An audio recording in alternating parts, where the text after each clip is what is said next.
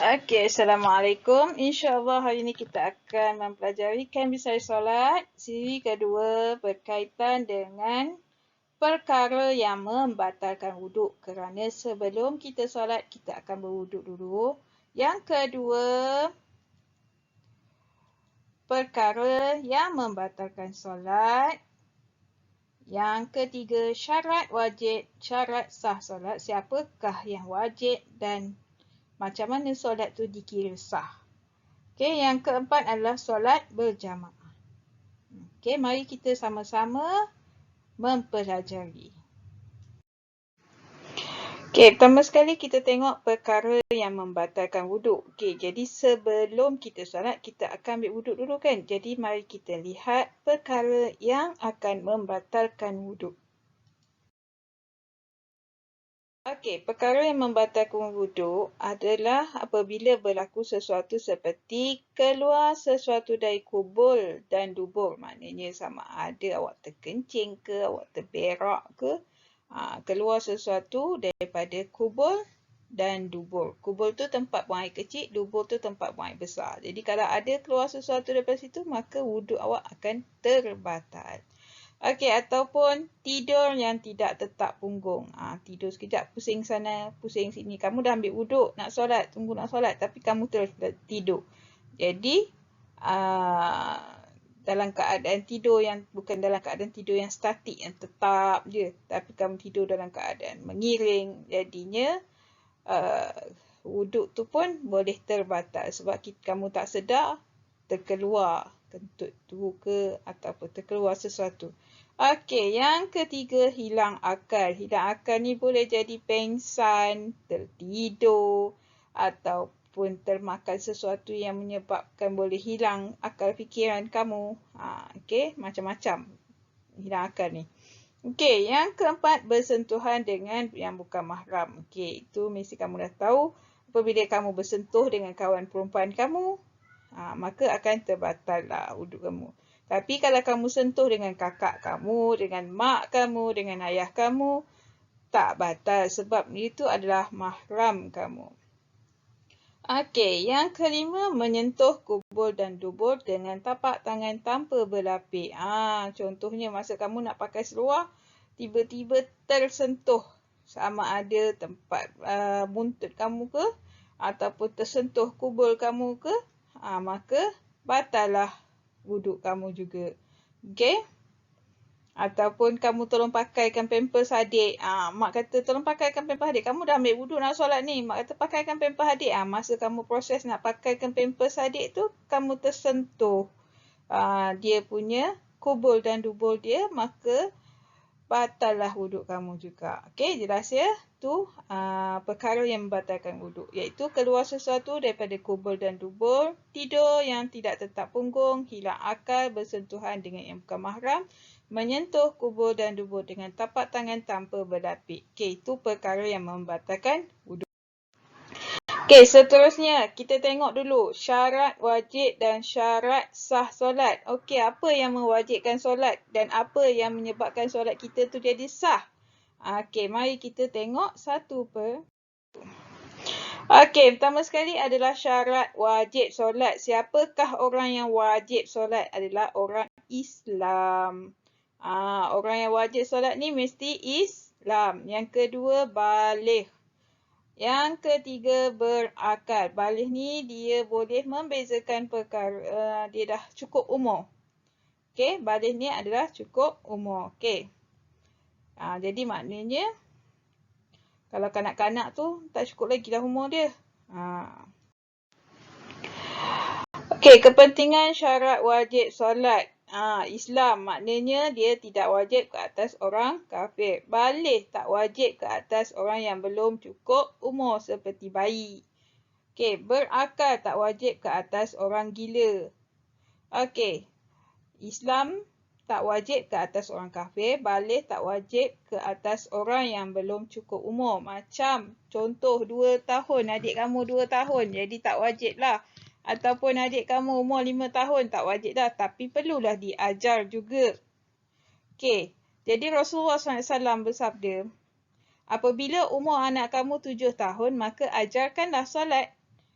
Jadi maknanya dah umur 7 tahun, Rasulullah suruh ajar solat. Walaupun belum wajib, tapi dah suruh ajar. Maknanya kamu dah kena. Jadi kamu sekarang, kalau dah kata umur 8 tahun, ataupun umur dah 10 tahun, jadi memang dah wajib dah sebenarnya kalau 10 tahun. Sebab Rasulullah kata, apabila umur anak kamu 7 tahun, maka wajib ajarlah solat. Dan apabila umur 10 tahun, rotanlah dia apabila dia tidak melakukan solat.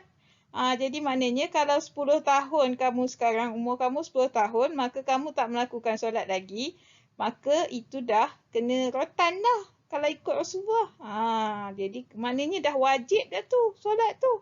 Okey, jadi maknanya kalau umur 10 tahun tu dah kira tahap wajib juga. Okey. Okey, berakal. Tak wajib ke atas orang gila. Dan juga kanak-kanak. Sebab ni kanak-kanak ni kalau macam bayi, dia boleh tak memikirkan, okey, itu perkara yang baik ke perkara yang tak baik. Jadi dia belum lagi mempunyai akal yang sempurna. Okey, jadi berakal ni untuk orang gila. Okey, seterusnya syarat sah solat. Solat macam mana yang sah ni? Okey, yang pertama, mengetahui masuk waktu solat. Yang kedua, suci daripada hadas. Hadas kecil ataupun hadas besar. Yang ketiga, suci daripada najis. Yang keempat, menutup aurat. Yang kelima, menghadap arah kiblat. Okey, syarat sah solat. Syarat sah solat mestilah mengetahui masuk waktu solat. Kalau kata kamu tahu dah sekarang ni dah masuk waktu asar, maka bolehlah kamu solat. Tapi kalau misal kata kamu tak tahu lagi, dah masuk belum waktu zuhur kamu pun solat. Jadi solat kamu tak sah. Kamu tetap juga nanti bila masuk waktu zuhur, kamu kena solat balik semula. Okey? Jadi untuk solat ni mesti tahu dah waktu solat. Okey, suci daripada hadas. Mesti bersihlah daripada hadas kecil dan hadas besar. Hadas kecil tu seperti buang air besar dan buang air besar dan buang air kecil. Tu hadas kecil. Kalau hadas besar pula, dia ada 6 perkara hadas besar. Hadas besar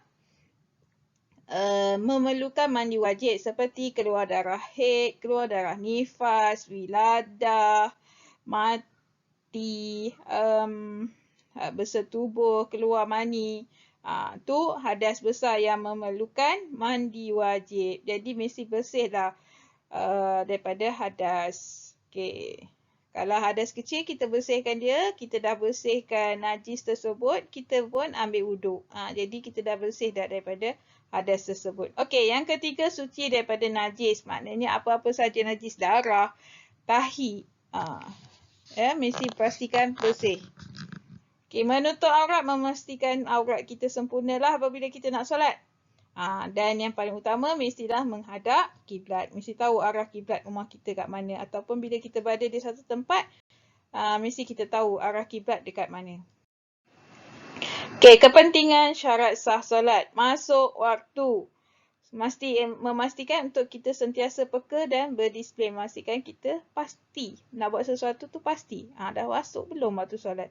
Aurat adalah untuk menjaga maruah dan patuh pada perintah Allah. Arah kiblat merupakan suatu lambang penyatuan ummah. Suci daripada hadas, memastikan bersih dan suci daripada zahir dan batin. Suci daripada najis maknanya kebersihan diri menjadi keutamaan. Maknanya suci daripada najis ni, mesti pastikan suci tu daripada pakaian, tempat kamu nak solat dan tubuh badan kamu. 3 benda tu mesti pastikan bersih daripada najis. Kalau rasa macam pakaian kamu ada terkena najis, sebaiknya sebelum solat tukar pakaian lain. Pakai pakaian yang bersih. Macam tu juga dengan tubuh badan. Ada tubuh badan kamu terkena muntah hadik ke, ataupun terkena darah ke, ataupun apa-apa terkena tahi cicak ke, jadi bersihkan dahulu. Okey? Tu dia maksud suci daripada najis ni, mesti pastikan suci daripada najis pada tubuh badan, pakaian dan tempat kamu nak solat tu pun kena pastikan bersih daripada najis. Okey. Okey, seterusnya perkara yang membatalkan solat. Okey, apabila kita dah ni, kita kena tengok macam mana solat tu akan terbatal. Okey, yang pertama, perkara yang menyebabkan batal solat, menggerakkan anggota badan 3 kali berturut-turut. Terkena najis pada badan, pakaian atau tempat solat. Berada dalam keadaan hadas kecil atau hadas besar. Bercakap-cakap, ketawa, membuka aurat dengan sengaja, makan dan minum dengan sengaja, berpaling dari arah kiblat, berubah niat, murtad. Yang ini keluar daripada Islam. Okey, menggerakkan anggota badan 3 kali. Contoh, kamu gatal sangat dekat bahagian pinggang kamu. Jadi kamu pun ambil tangan kamu garu. Garu pula dengan penuh perasaan, garu sekuat-kuat hati. Lebih daripada pergerakan yang kasar seperti itu 3 kali, batal lah solat kamu. Ataupun adik ketawa, kamu pun berpaling, pandang ke dia. Batal juga. Ya. Jadi, itu adalah bila menggerakkan badan tu lebih daripada 3 kali ataupun membetulkan seluar kamu, membetulkan baju kamu. Patutnya sebelum solat lagi kamu dah betul-betulkan. Macam tu, bukannya masa dah tengah solat kamu betulkan. Okey. Yang kedua, terkena najis pada badan, pakaian dan tempat solat. Tengah kamu solat tiba-tiba cicak berak kat kamu. Apa patut buat? Pergilah, berhenti solat. Keluar daripada solat tu dan bersihkan najis tersebut. Macam tu juga pada tempat solat. Okey. Ketiga, berada dalam keadaan hadas kecil atau hadas besar. Tiba-tiba terkencing pula masa kamu tengah solat. Ataupun tengah solat, tiba-tiba terkeluar darah haid. Maka solat tu batal. Keempat, bercakap-cakap. Tengah kamu solat, tiba-tiba adik pasang TV. Oh, kamu pun nak tergerak nak tegur. Oi, dah start ke? Cerita Naruto. Kamu nak cakap macam tu. Dah start ke kamu cakap macam tu? Kamu tercakap. Jadi, batal lah solat kamu. Ataupun kamu kata pun boleh batal juga. Ya, hati-hati. Masa solat, hanya perkataan bacaan solat sahaja yang boleh disebut. Perkataan-perkataan lain kena hati-hati. Kalau tidak, boleh batal solat. Ketawa. Adik tukang sakat kamu. Sekarang kan rumah kan. Masa kamu tengah solat, adik tukang, "Cak abang. Cak kakak." Kamu pun ketawa. Tahan ketawa, dah ketawa juga. Lepas tu kamu teruskan juga solat. Tak. Batal solat tu. Solat semula ya. Membuka aurat dengan sengaja. Okey, contoh sekarang ni kat rumah kan. Solat. Kipas tak kena pula kat kamu. Jadi kamu nak supaya nak masuk sikit angin dalam terkung kamu ke, masuk sikit angin dalam baju kamu pun tarik sikit supaya angin masuk, ternampaklah aurat. Maka batal lah solat kamu sebab buat dengan sengaja. Berbeza macam kamu tengah solat, tiba-tiba angin tiup, terbuka belakang tekung kamu, tapi kamu cepat-cepat tutup. Tu lain. Tu ditiup angin dengan dia tak sengaja, bukan kamu sengaja buka. Beza ya, sengaja dengan tak sengaja. Okey, makan dan minum dengan sengaja. Sebab itulah sebelum masa ambil wuduk tu dia ajar untuk berkumur-kumur atau gosok gigi supaya sisa-sisa makanan tidak terkeluar masa kamu solat. Ini masa solat, sebelum masuk solat kamu pergi makan dulu ayam KFC. Jadi tengah-tengah solat, sisa-sisa ayam tu terkeluar. Kamu pun, setakat secuik je. Setakat orang kata, sebesar gigi, jadi, sikit, ada sisa sikit je. Kamu pun kunyah, telan. Batal solat ya. Makan dan minum dengan sengaja. Ataupun ada sikit sisa-sisa rasa air oreng. Kamu pun telan je. Batal solat. Berhenti dah solat tu. Solat semula. Okey, sebab tu sebelum solat pastikan kumur dan bersihkan dulu mulut kamu supaya tidak berlaku perkara tersebut. Okey, seterusnya berpaling dada dari arah kiblat. Masa kamu solat tu, adik pasang TV, pasang cerita Doraemon. Kamu pun secara dengan sengaja paling sikit badan kamu nak tengok. Sambil solat tu nak tengok juga. Batal solat ya. Sebab berpaling dada dari arah kiblat. Ataupun okey, seterusnya berubah niat. Berubah niat, kamu dah solat. Tiba-tiba kamu kata, kamu tengah solat Zuhur sekarang. Lepas tu kata, aku nak solat ni lah, solat asar lah pula. Kamu berubah niat macam tu. Sebab asar dah masuk, tiba kamu dah semayat solat tu dah hujung-hujung waktu Zuhur. Dah dekat pukul 4. Kalau gitu aku solat Zuhur asar terus dah sekarang. Tak payahlah solat Zuhur. Kamu kata macam tu dalam hati. Mana kamu dah berubah niat. Nak tukar solat lain. Batal solat ya. Solat semula. Okey, murtad ni adalah orang yang keluar daripada Islam. Dia membatalkan kesaksian dia terhadap Islam. Okey, jadi dia memang batal lah solat dia kalau dia berubah tidak lagi mempercayai Allah sebagai Tuhan, Nabi Muhammad sebagai Rasul. Okey, tu murtad. Okey, solat berjamaah. Okey, solat berjamaah ni maknanya solat yang lebih daripada seorang. Contoh macam ni. Rapatkan saf. Okey, depan sikit, belakang sikit. Okey, sama. Ni 3 orang. Ni imam, belakang ni ada makmum. Okey. Maknanya tu solat. Berapa orang ni? Ada 1, 2, 3, 4. Lebih daripada seorang. Kalau seorang tu maknanya solat sendiri, solat individu. Berjamaah ni maknanya bersama dengan imam. Ada orang yang menjadi imam.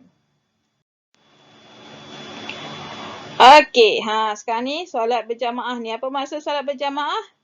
Solat yang dilakukan lebih daripada seorang atau secara beramai-ramai dengan diketuai oleh seorang imam. Okey, sekarang kita tengok gambar dia. Okey, ni contoh solat berdua. Solat berdua, imam berdiri dekat depan, makmum berdiri di belakang, sebelah kanan imam. Kalau lelaki, kalau perempuan sebelah kiri. Okey, ni solat ramai. Ni dekat masjid. Solat ramai. Okey. Jadi imam dekat belakang, makmum yang ramai tu di belakang imam. Yang perempuan pula di sebelah kiri. Tu kedudukan solat jemaah. Okey, ni kalau kat sekolah. Imam depan, ustaz depan. Belakang pelajar lelaki, belakang imam ni pelajar lelaki, belakang pelajar lelaki sebab pelajar perempuan ramai. Macam yang ni pelajar yang makmum perempuan ni 2 orang je. Jadi dia bolehlah ke kiri. Sebab kalau ramai, jadi dia ikut je lah mana ruang yang muat. Tak bolehlah nak ke kiri pula. Dia sambung je lah belakang. Okey, tu solat berjamaah. Okey, sekarang ni kalau sekarang pada musim-musim COVID ni tak bolehlah kita rapat-rapat macam ni kan. Kena jarak 1 meter. Kalau kat rumah tak apa. Sebab ahli keluarga kita je. Okey, tu solat berjamaah maknanya mesti lebih daripada seorang. Jelas ya? Okey, sekarang kita tengok pula niat solat berjamaah. Kalau sebelum ni kita dah belajar niat solat seorang-seorang. Sekarang kita nak tahu macam mana niat solat berjamaah. Okey, kita sebagai makmum. Makmum kita ikut imam. Okey. Kita mengikut imam. Macam mana niat makmum ni? Okey, niat dia usolli fardhan. Kalau subuh fardas subhi. Fardas ada sabdu tu. Fardas subhi raka'ataini makmuman. Mesti ada perkataan makmuman. Kalau solat individu, adaan. Mak sebagai makmum, makmuman lillahi ta'ala. Kalau zuhur pula, usolli fardaz zuhri arba'a raka'atin makmuman lillahi ta'ala. Kalau asar pula, usolli fardal asri arba'a raka'atin makmuman lillahi ta'ala. Maghrib pula, usolli fardal maghribi salasa raka'atin makmuman lillahi ta'ala. Isya, usolli fardal isya'i arba'a raka'atin makmuman lillahi ta'ala. Okey, apa maksud dia? Usolli ni tahu dah kan? Sahaja aku solat fardu subuh 2 rakaat. Makmuman ni maksudnya mengikut imam. Lillahi ta'ala kerana Allah ta'ala. Kalau zuhur pula, usolli fardal zuhri arba'a raka'atin. Makmuman lillahi ta'ala maksud dia usolli sahaja aku solat fardu zuhur 4 rakaat. 4 rakaat makmuman mengikut imam kerana Allah Ta'ala. Okey, Zuhr Asar pula. Usalli fardal asri arba'a raka'atin makmuman lillahi ta'ala. Sahaja aku solat fardu asar 4 rakaat mengikut imam kerana Allah Ta'ala. Sama je, cuma dia ada perkataan makmuman mengikut imam. Kalau sebelum ni tunai. Kalau solat seorang-seorang, adaan tu maksud dia tunai. Okey, sekarang ni solat maghrib. Usalli fardal maghribi salasa raka'atin makmuman lillahi ta'ala. Sahaja aku solat fardu maghrib 3 rakaat mengikut imam. Makmuman tu maksud mengikut imam. Lillahi ta'ala kerana Allah Ta'ala. Okey, sekarang solat isyak pula. Usalli fardal isya'i arba'a raka'atin makmuman lillahi ta'ala. Sahaja aku solat fardu isya' 4 rakaat. 4 rakaat mengikut imam. Makmuman mengikut imam lillahi ta'ala kerana Allah Ta'ala. Okey, tu sahaja niat solat sebagai makmum. Ada tambah perkataan makmuman, tukarkan daripada usalli fardhu zuhri arba'a raka'atin adaan. Tukarkan adaan tu kepada makmuman. Okey, jelas? Yang lain sama. Okey, sekarang kita tengok pula niat solat berjamaah, niat sebagai imam. Kalau kita pula jadi imam, tadi kita jadi makmum, sekarang kita jadi imam pula, naik pangkat jadi imam. Mana pula niat dia? Sama je, tukar imaman je. Okey, usalli fardhu subhi raka'ataini imaman. Imaman lillahi ta'ala. Okey, kalau zuhur, usalli fardhu zuhri arba'a raka'atin imaman lillahi ta'ala. Asar, usalli fardal asri arba'a raka'atin imaman lillahi ta'ala. Maghrib, usalli fardal maghribi salasa raka'atin imaman lillahi ta'ala. Usalli fardal isya'i arba'a raka'atin imaman lillahi ta'ala. Kalau tadi makmuman, tukar pada makmuman, adaan tu tukar pada makmuman. Kalau dah jadi imam, tukarkan makmuman tu kepada imaman. Tukar kepada imaman. Okey, jelas. Okey, kita tengok satu persatu. Usalli fardhu subhi raka'ataini imaman. Bukan adaan ya. Biasa adaan. Imaman. Sebab jadi imam. Lillahi ta'ala. Maksudnya sahaja aku solat. Sama je. Fardu subuh 2 rakaat. Imaman. Menjadi imam. Imaman ni maksudnya menjadi imam kerana Allah Ta'ala. Sama je. Cuma tukar imaman je. Okey, zuhur pula. Usalli fardhu zuhri arba'a raka'atin imaman lillahi ta'ala. Sahaja aku solat fardu zuhur 4 rakaat menjadi imam. Imaman menjadi imam kerana Allah Ta'ala. Okey, asar pula. Usalli fardal asri arba'a raka'atin imaman lillahi ta'ala. Sahaja aku solat fardu asar 4 rakaat menjadi imam kerana Allah Ta'ala. Okey, seterusnya maghrib. Usalli fardal maghribi salasa raka'atin imaman lillahi ta'ala. Sahaja aku solat fardu maghrib 3 rakaat menjadi imam kerana Allah Ta'ala. Adaan tukar pada imaman. Usalli fardal isya'i, untuk solat isya', usalli fardal isya'i arba'a raka'atin imaman lillahi ta'ala. Sahaja aku solat fardu isya' 4 rakaat menjadi imam kerana Allah Ta'ala. Imaman tu maksudnya menjadi imam. Kalau makmuman, menjadi makmum. Okey? Lillahi ta'ala. Kerana Allah Ta'ala. Senang sahaja. Hanya tukar perkataan adaan kepada makmuman kalau kita jadi makmum. Imaman kalau kita menjadi imam. Okey.